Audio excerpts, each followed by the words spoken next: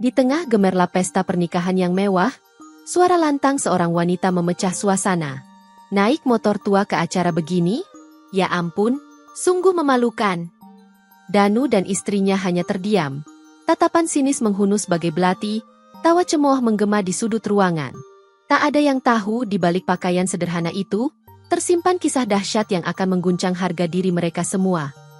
Sebelum cerita ini dimulai, kami sarankan untuk berkomentar dari daerah mana kalian menonton cerita ini, melakukan like dan subscribe, agar channel Dila Story bisa berkembang dan bisa mempersembahkan cerita yang terbaik. Mari kita mulai ceritanya. Danu memandang undangan pernikahan itu dengan perasaan bercampur aduk. Sudah bertahun-tahun lamanya ia jarang menghadiri acara keluarga besar. Ia ingat, terakhir kali mereka berkumpul, dirinya dan Wulan masih hidup pas-pasan di rumah kontrakan kecil. Kini, kehidupan mereka memang sudah jauh berbeda. Usaha kaos yang mereka rintis sejak 5 tahun lalu, pelan-pelan tumbuh besar. Bahkan sudah memiliki cabang di beberapa kota besar. Tapi Danu dan Wulan tetap memilih hidup sederhana. Tidak banyak yang tahu perkembangan mereka. Pagi itu, Wulan melipat undangan yang barusan dibaca. "Mas, jadi kita datang ke nikahan sepupu Mas? Acara di hotel besar. Loh, kalau naik motor butut kita itu, apa tidak gimana gitu?" tanyanya pelan. Danu tersenyum. "Kita datang saja, Di. Tidak usah malu. Kalau mereka lihat kita seperti dulu, ya biarkan saja. Aku tidak peduli omongan orang." Motor bebek tua yang dulu dibelikan almarhum ayah Danu, masih setia menemani. Mesinnya kadang batuk-batuk, suara knalpotnya bergetar parau. Tapi bagi Danu, motor itu punya banyak kenangan. Siang harinya, Danu dan Wulan bersiap. Ia hanya mengenakan kemeja biru polos, celana kain sederhana. Wulan pun memilih gamis sederhana berwarna abu-abu. Tidak ada perhiasan mencolok. Sementara itu, di grup WhatsApp keluarga besar, obrolan sudah ramai. Dengar-dengar si Danu mau datang ya? Katanya masih naik motor tua itu." "Iya. Masa ke acara begini naik motor? Malu-maluin saja."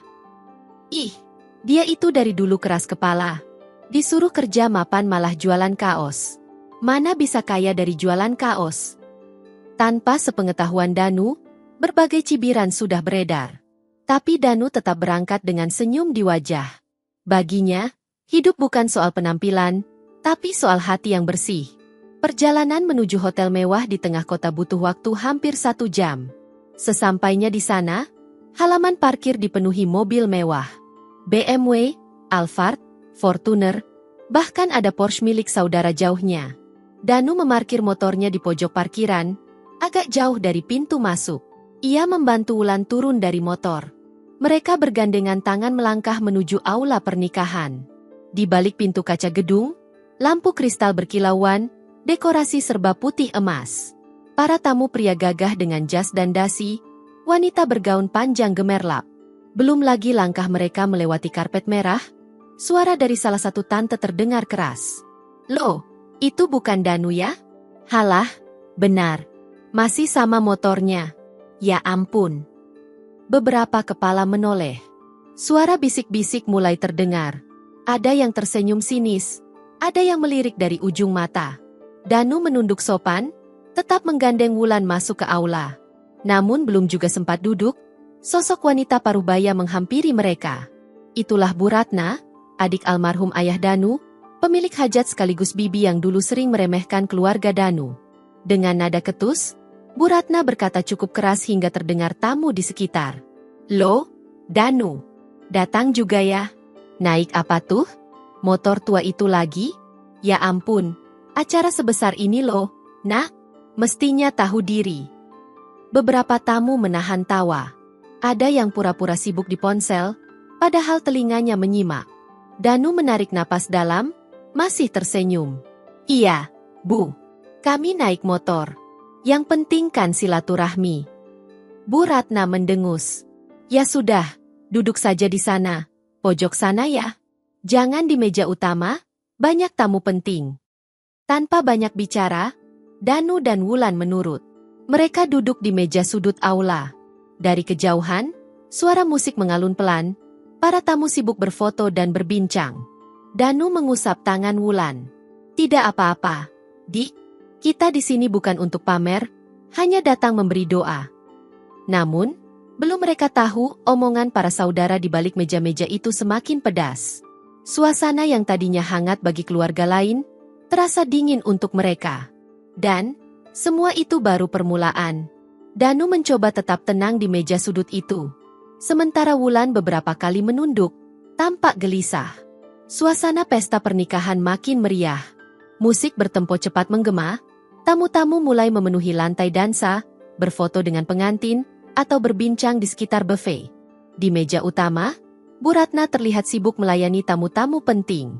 Namun sesekali, matanya melirik arah Danu dan Wulan, lalu tersenyum sinis bersama saudara-saudara yang lain. Di tengah acara, seorang sepupu Danu, Rudi, yang dikenal cukup congkak, menghampiri. Jasnya mengilap, parfum yang dipakainya menyengat. Ia membawa segelas minuman, dan dengan gaya berlebihan berkata, "Wah, Mas Danu, luar biasa. Masih setia dengan motor itu ya? Sungguh teladan hidup sederhana. Nih." Nada ucapannya jelas mengejek. Beberapa kerabat yang mendengar tertawa pelan. Katanya jualan kaos ya sekarang? Gimana, udah bisa beli mobil belum?" Sambung Rudi dengan senyum meledek. Wulan tampak ingin membalas. Namun Danu menahan dengan sentuhan lembut di tangannya. "Alhamdulillah, pelan-pelan, yang penting halal," jawab Danu dengan nada datar. Rudi terkekeh. "Wah, iya, tapi jangan terlalu pelan. Nanti ketinggalan zaman, Mas." Danu hanya tersenyum tipis. Tak lama, Rudi berlalu sambil tertawa kecil. Di meja sebelah, beberapa kerabat perempuan pun mulai bergosip dengan suara sengaja dibuat keras. "Itu istrinya Danu ya? Ya ampun, bajunya biasa banget. Ke acara mewah kok yang gak bisa dandan yang proper." "Maklum, masih mikirin cicilan motor tua kali," celetuk yang lain. Di tengah derasnya komentar miring, Wulan mulai tampak semakin gelisah. Matanya memerah. Namun Danu menggenggam tangannya, memberikan kekuatan. "Kita di sini bawa niat baik. Jangan turunkan harga diri kita cuma karena omongan seperti itu," bisik Danu perlahan.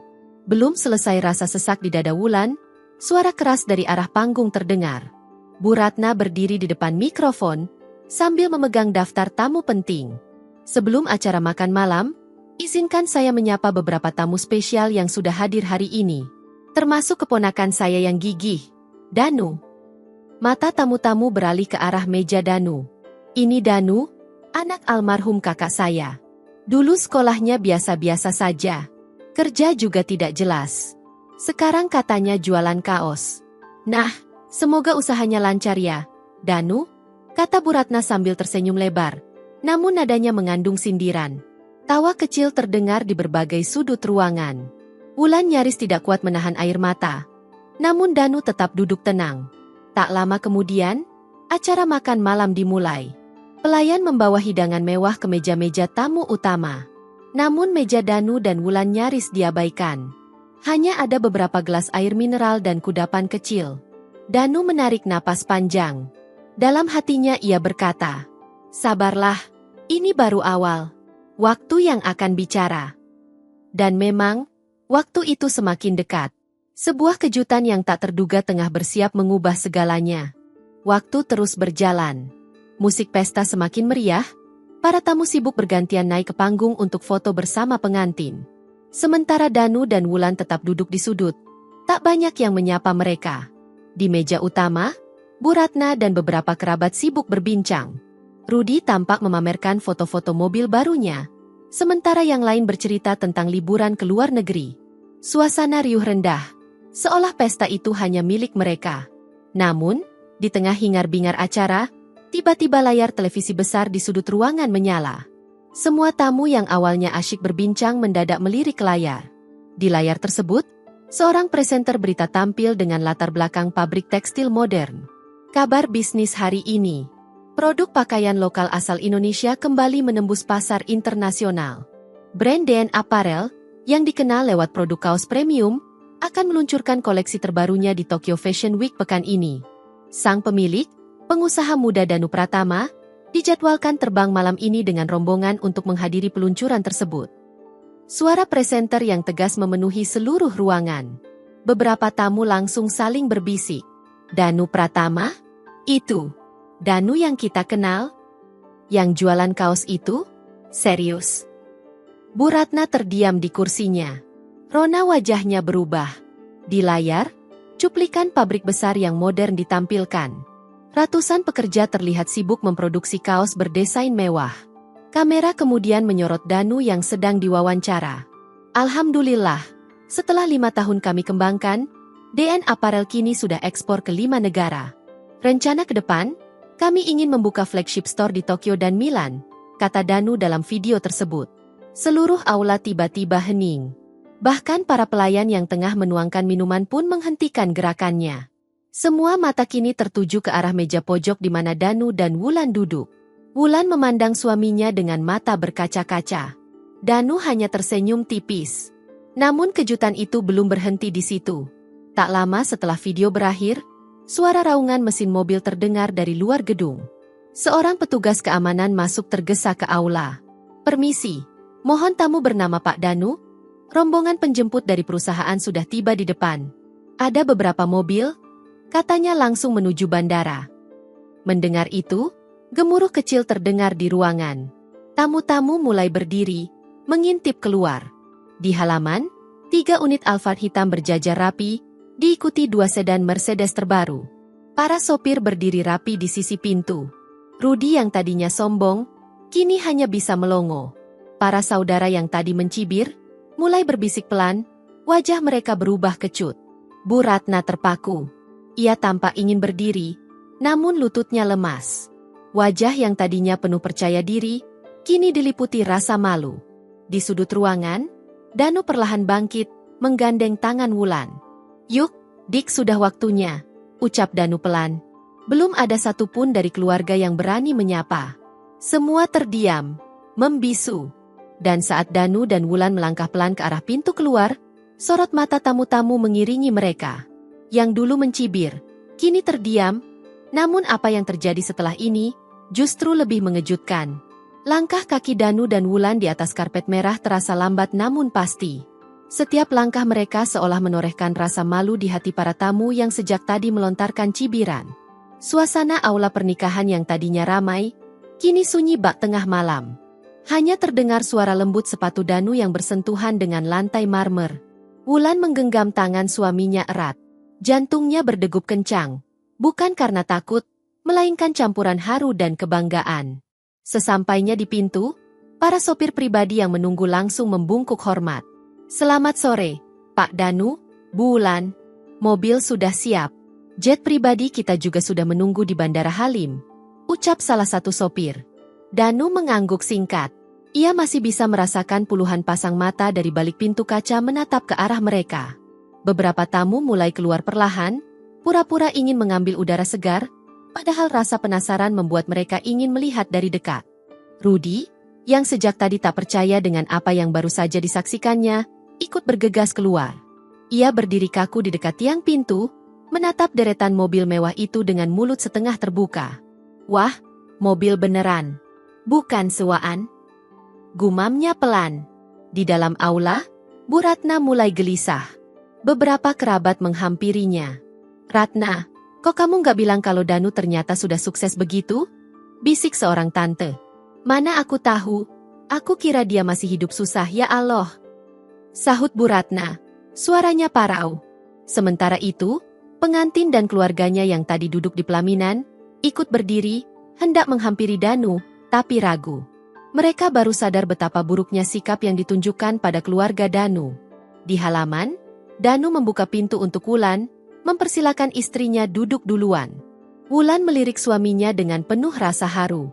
Namun sebelum Danu masuk, sebuah suara memanggil dari belakang. Danu, Danu sebentar. Bu Ratna akhirnya memberanikan diri keluar. Ia berjalan cepat, wajahnya pucat. Semua tamu yang berada di luar ikut memerhatikan. Danu, maaf ya tadi Bibi bicara yang gak pantas, Bibi gak tahu kalau kamu sudah jadi orang besar. Katanya terbata-bata. Danu hanya tersenyum kecil. Ia menatap bibinya, matanya teduh namun tegas. Tidak apa-apa, Bu. Kami paham, mungkin memang tampilan luar kadang menipu. Yang penting kita semua sehat. Wulan yang duduk di dalam mobil hanya bisa mengusap matanya yang mulai basah. Ia tahu suaminya tak pernah suka merendahkan orang, walau kini semua tahu siapa sebenarnya Danu. Di kejauhan, kerabat lain mulai berdatangan, ingin berbasa-basi, namun terhalang rasa malu yang membuncah. Namun semua itu belum berakhir. Yang terjadi malam itu, justru akan membuka mata seluruh keluarga besar lebih dalam lagi. Pintu mobil masih terbuka. Danu berdiri di samping, menatap wajah bibinya yang tampak gugup. Di belakang Bu Ratna, satu persatu saudara yang tadi mencibir ikut keluar, berdiri canggung. Tak ada lagi senyum congkak. Tak ada lagi tawa meremehkan. Semua wajah kini tertunduk. Mata mereka tak sanggup menatap langsung ke arah Danu. Rudi, yang sejak tadi dia membeku, memberanikan diri mendekat. Mas Danu, maaf ya, tadi aku cuma bercanda, nggak nyangka beneran sukses begini. Ucapnya pelan, suara tercekat. Danu menoleh, tatapannya tenang. Tidak apa, Ruth. Aku pun dulu tidak menyangka usaha kecil kami bisa sampai di titik ini. Semua karena kerja keras dan izin Allah. Jawab Danu, suaranya ringan namun tegas. Wulan yang duduk di dalam mobil memperhatikan semua itu. Hatinya bergetar. Semua perlakuan kasar, cemoohan, yang selama bertahun-tahun mereka terima, kini berganti menjadi wajah-wajah yang penuh rasa malu.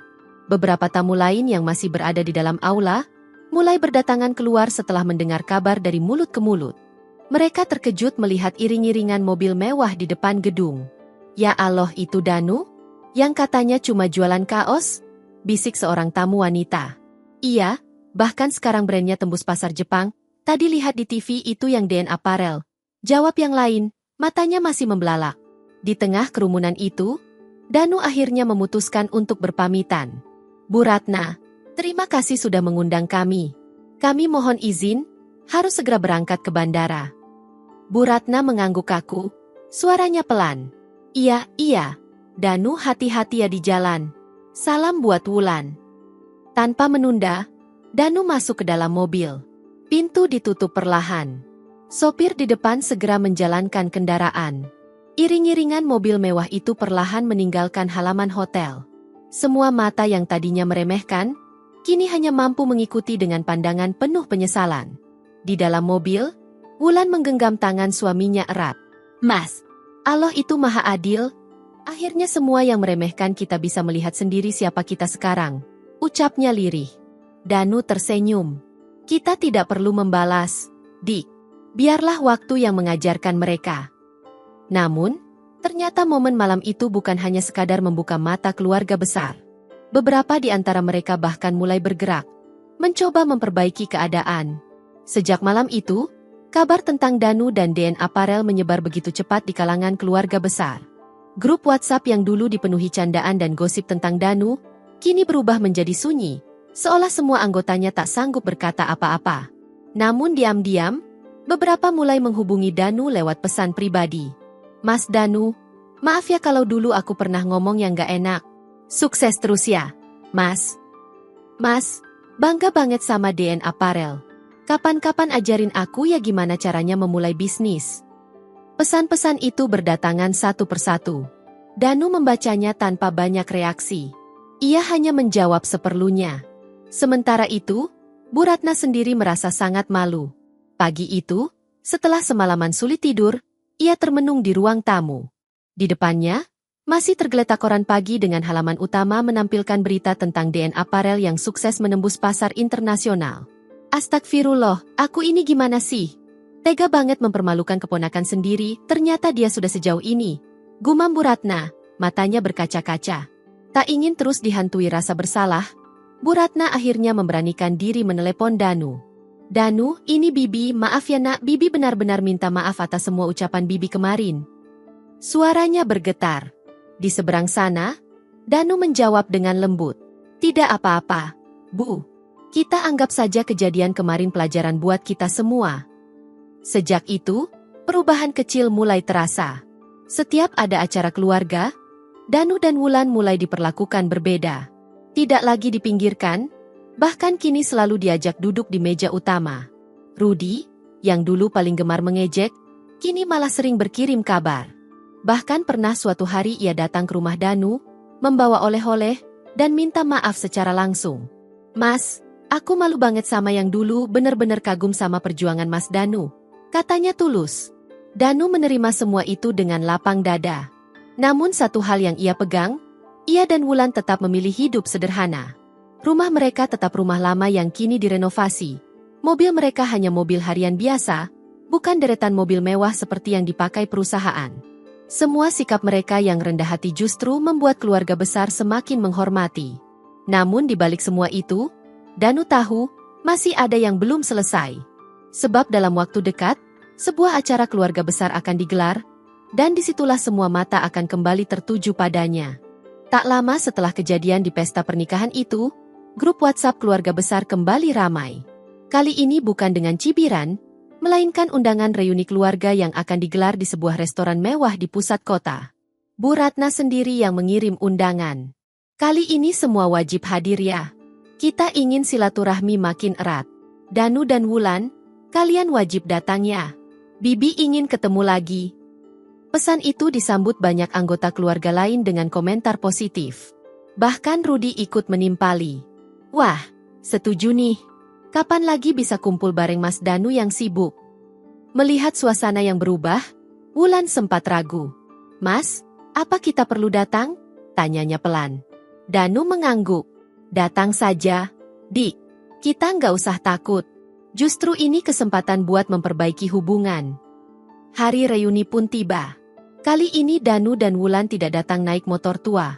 Mereka datang dengan mobil pribadi sederhana, tanpa iring-iringan. Penampilan mereka pun tetap seperti biasa, sopan namun tidak berlebihan. Sesampainya di restoran, suasana benar-benar berbeda dari sebelumnya. Begitu mereka melangkah masuk, Bu Ratna langsung menyambut hangat. "Danu, Wulan, alhamdulillah kalian datang. Ayo duduk di sini ya, dekat Bibi." Meja utama kini disiapkan untuk mereka. Tidak ada lagi lirikan sinis. Tidak ada bisik-bisik meremehkan. Yang ada hanyalah senyum ramah dan sapaan tulus. Sepanjang acara, banyak saudara bergantian mengobrol dengan Danu. Ada yang bertanya tentang bisnis, ada yang sekadar ingin berbagi cerita. Rudi bahkan sempat berbisik, "Mas, kalau nanti DN Apparel butuh investor atau partner, kabari aku ya. Pengen banget bisa belajar dari Mas." Danu hanya tersenyum. "Kita lihat nanti ya, Ruth. Yang penting niatnya baik." Wulan yang duduk di samping suaminya hanya bisa bersyukur dalam hati. Perubahan sikap keluarga begitu terasa. Semua terjadi bukan karena mereka pamer harta, melainkan karena kerja keras dan keikhlasan hati. Namun malam itu, di tengah hangatnya suasana, seorang saudara jauh yang baru datang dari luar negeri tiba-tiba membuka obrolan. Aku kemarin lihat DN Apparel di Bandara Dubai loh. Toko mereka di sana ramai banget. Hebat ya, Danu. Udah kelas dunia." Mendengar itu, seluruh meja terdiam. Wajah Bu Ratna memerah, matanya berkaca-kaca. Rasa bangga bercampur haru memenuhi dadanya. Ternyata, nama Danu dan DN Apparel kini sudah dikenal hingga mancanegara dan kejutan demi kejutan pun belum berhenti sampai di situ. Ucapan saudara jauh yang baru datang dari luar negeri itu seolah menjadi pemantik suasana di meja utama. Semua yang tadinya sibuk mengobrol, kini terdiam. Danu tersenyum tipis. Ia sudah terbiasa mendengar pujian, namun tetap memilih merendah. "Alhamdulillah, semua karena kerja keras tim. Saya hanya bagian kecil dari perjalanan DN Apparel," ucapnya pelan. Wulan memandang suaminya penuh rasa bangga. Ia tahu, Danu memang selalu seperti itu. Tidak pernah besar kepala meski bisnis mereka kini sudah melambung tinggi.